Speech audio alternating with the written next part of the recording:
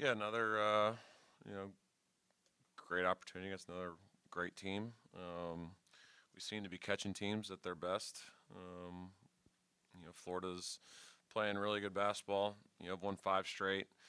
It's the best team in our league, I think, by a pretty significant margin. And Coach Golden is shown to be probably the best coach in our league right now. So, tremendous opportunity for our guys to go on the road and see what we got against a team that's just got unbelievable size.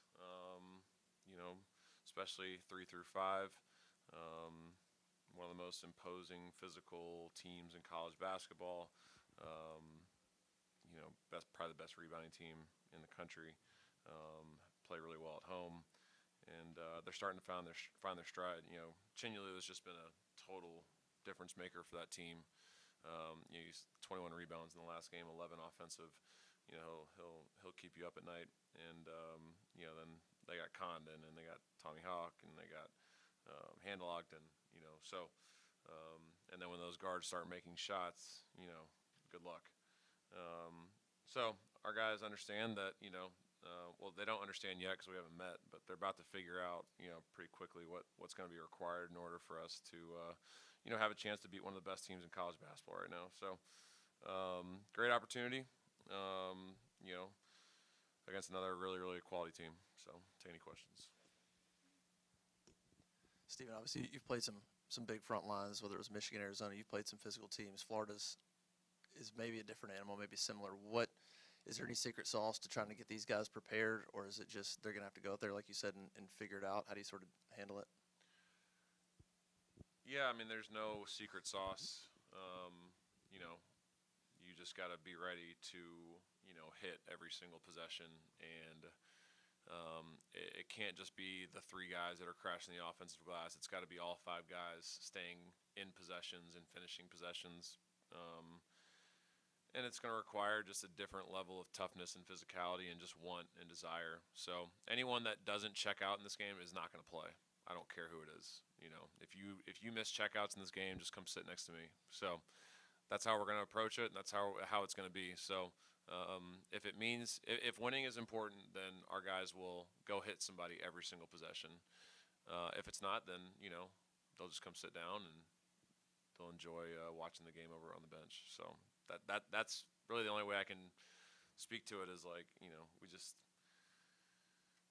they do so many good things, but obviously I think at the top of the list is going to be just rebounding, and our guys got to while we've rebounded almost every opponent in the SEC, Florida's like plus 24 I think in wins, and that's a significant margin. So it's going to require a lot of special in the effort and the energy department and the toughness department in order for us to compete. Only four threes these last two games, but you guys have won those games. Do you feel like, again, like the shots are good looking, they're just not going down? It's just for some reason everybody's just kind of all missing at the same time, or what do you make of the outside shooting? I told them to miss on purpose so we could work on our defense. So that's just brilliant coaching by me. No, I mean if you look at South Carolina, if we took 19. I loved 14 of them, hated 5 of them. Clean looks that we've been making all year. You got to remember, the 5 games leading up to the South Carolina game. We had minus Tahad, like that group that was in our regular rotation was shooting like 45% from 3. So we were shooting it well. And in the Ole Miss game, if we went 2 for I don't know if it was 18 maybe, 17, I probably didn't like 3 of them. So, Elijah had 4 that were like halfway down the basket, so I loved every single one of his, and I need him to continue to shoot those. But, in order for us to be able to beat a Florida, we got to make, 40% of our threes. We have to. If we don't, we'll probably lose. Because, in order to beat the best teams on your schedule on the road, it requires a little bit of special, and if we're going to get good looks, we got to make them. So, but the encouraging thing to me, and I said this after the game, was we recognized that we weren't shooting it great, and we stopped. We didn't shoot as many of them. We just put our head down and took the ball to the rim and we were intentional and we played off 2 feet, we used shot fakes and we got to the foul line, that takes a different level of maturity because a lot of teams, who love the three ball will just continue to shoot it and try and shoot their way out of it. And our guys realize they're not falling, so let's just attack the rim and either score around the rim or get to the foul line. And this team's done a good job of that this year. So was proud of our guys for recognizing that, being coachable on that, and ultimately being effective from two and from free, and then our defense obviously being able to step up in those 2 games to kind of power us through to 2 wins. I was wondering if you had any reaction to Bediako being eligible and planning to play at Alabama, and if that, would you guys consider, the idea of bringing back a player with an eligibility or anything like that? Yeah, Walker and Jabari have said they're coming back this year and are immediately eligible. Yeah, it's so obviously I don't know if he's playing Saturday, so I don't want to sit here and say that he's for sure playing. So I don't want to get ahead of myself, but this is I look at it from the lens of right now college basketball coaches are having to operate under the rules and the guidelines that we've been given. And if you can get a judge to, was it a restraining order, I guess, file a restraining order against the NCAA, you are within your right to do so. Doesn't make it right, it doesn't make it wrong. Baylor and Alabama are the 2 examples, and Louisville's done it as well. They're doing what they think is in the best interest of their program in order to win basketball games. Like I said, doesn't make it right, doesn't make it wrong. And here's the deal, in this sport, you have the right to change your mind and change your opinion as the season goes on. For me personally, I think it's crazy. For a couple reasons. One, it's just so outside of the scope of what we've done historically. But 2, I think it makes it, if we were to do that, and I said this morning on radio, I'd have a really hard time looking at the parents of the kids in our current program and saying, all right, this is why we're doing this. If I brought back Sharif Cooper, I got to tell Tahad and Travis that, hey, we're bringing back a former pro. He's going to be eating into your minutes and your production. Or if I brought back Jabari Smith, Sebastian, Miss Karima, Sebastian's been having a great year for us, but, you know what I mean? So, and then on top of that, in recruiting, how does that affect recruiting down the road, but here's what I will say. I don't know what conversations that Nate and Scott have had with their players. If they've had the conversations of, hey, listen, we're going to bring in the best talent, regardless of position, in order for us to win. If that expectation's been set, then what they're doing, there's no problem with what they're doing. If that expectation's been set, because I feel like if you have those honest conversations of we're going to bring in the best players and, regardless of position and regardless of circumstance, in order for us to win. If they come in there knowing that, then, I would have a little more understanding of the situation. But yeah, I mean, it's just, it's crazy that the NCAA and the SEC can't really do anything about it, so it'll be interesting to see if he plays this weekend and what impact he does have.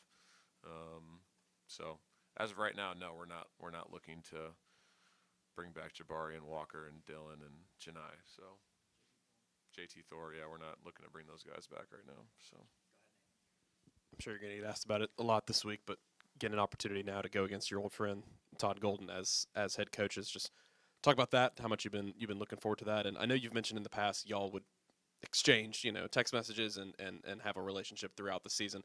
Has that changed at all now with you as a head coach? I mean, he FaceTimed me yesterday morning, just to congratulate us on our Ole Miss game. And, we have a buddy who's actually on the PGA Tour right now, Lee Hodges, and his caddy is Andrew Medley, who's one of our best friends.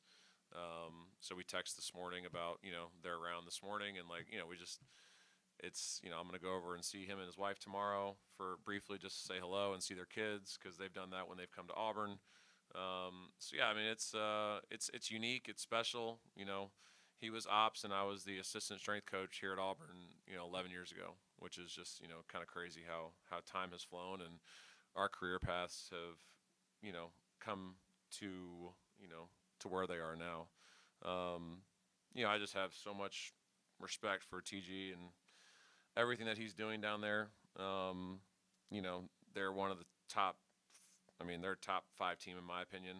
They've lost 5 games by a collective 17 points, all away from home. So they're one of the elite in college basketball. He's one of the best coaches in college basketball, and it doesn't mean that I don't want to go down there and kick his ass. But I just have a lot of love for him and his family and the work that he's done. And he's been such a valuable resource to me.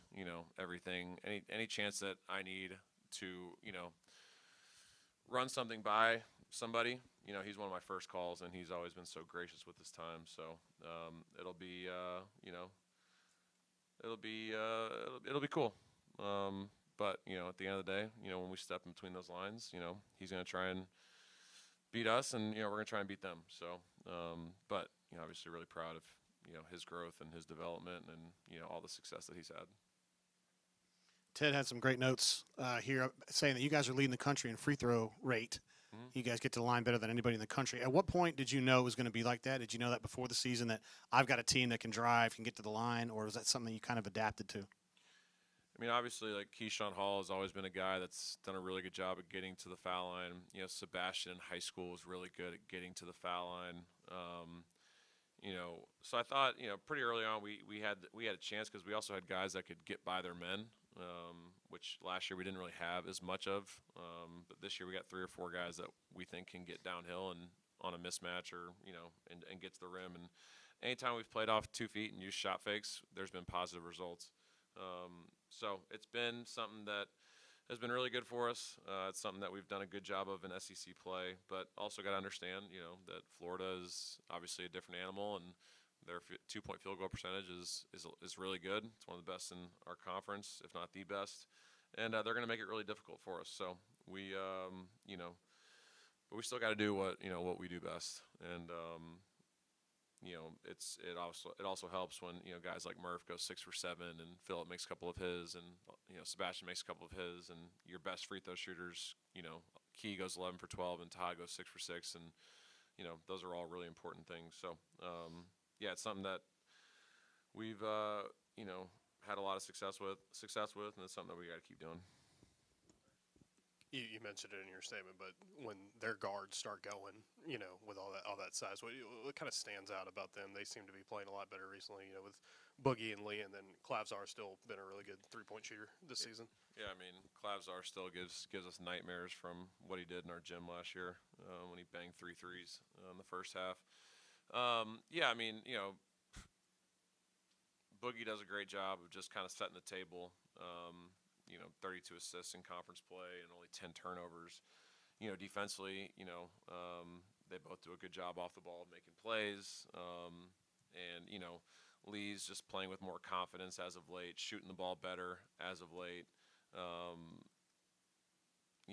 honestly think like Isaiah Brown has been such a huge factor to their success over the last 6 games.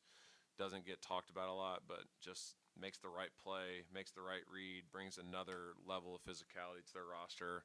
He's made his last 4 threes, I think. So, but yeah, when those guys are making shots, and that they're a different basketball team, and they've shown over the last 5 that they're capable of doing so, and I think they're just more comfortable. 2 new guards having to play with that many bigs. It takes time to kind of get to know one another, and when you're defending national champions, like every single night you're going to get everyone's best shot. That's probably an adjustment for some of those guards. You know what I mean? So they've done a much better job with it, and I think they're being more so the hunter as of late than the hunted, and that's why they've won 5 straight and are in the position that they're in right now. Auburn hasn't been able to win in Gainesville in 30 years. When you think back to all the trips on staff, what comes to mind? Why has it been so difficult to play there? mean, different coaches, different team. So we always talk about not living in the past, so we're not going to. So we're worried about practice today. Coach, it seemed like Thomas Houck on their team has kind of made that leap as one of their best players. You know, kind of looking at last year's matchup in film, what was kind of the things he did that stuck out to you guys? He kicked our ass. You know, he leads the country in playing hard. He leads the country in multiple effort plays. Like, he's got such a great feel for like spacing on the floor and where to cut to and when to cut to it. He makes great runs at the offensive glass. You know, we cut that thing down to like 8 or 9, and we felt like we had some momentum with like 5 or 6 minutes left. And he just comes running out of nowhere, grabs an offensive rebound, kicks it out to Aberdeen, and they bang a 3, and it's over. You know, so it's just like those types of plays, you know, are just so, you know, impactful in a 40-minute game. And, you know, he's shooting the 3-ball better. You know, he's still a great offensive rebounder. He can pass the ball. He can block shots. He leads them in steals. He's a lot of fun to watch. You know, until you have to play against him, then you know he's a bit of a nightmare. So, yeah, he's going to be a great player at the next level one day. His progression from the time he was a freshman to where he's at now just speaks volumes of what the staff and Todd have done for him.